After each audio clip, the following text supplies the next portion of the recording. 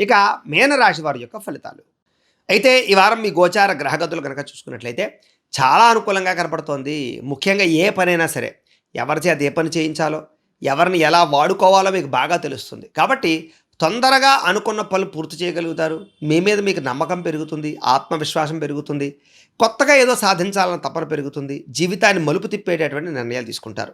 అందుకనే ఇంట్లో కూడా భార్యాభర్తల మధ్య మైత్రి, సఖ్యత, ఒకళ్ళకొకళ్ళ సహకారము చాలా ఎక్కువగా ఉంటాయి. అలాగే కుటుంబం గురించి, అలాగే పరిసర ప్రాంతాల గురించి, గ్రామం గురించి, దేశం గురించి ప్రత్యేక బాధ్యతలు తీసుకుంటారు. దేశభక్తి బాగా పెరుగుతుంది. అలాగే గౌరవ మర్యాదలకి, ప్రతిష్టకి ఎక్కువగా ప్రాధాన్యత ఇస్తారని చెప్పొచ్చు.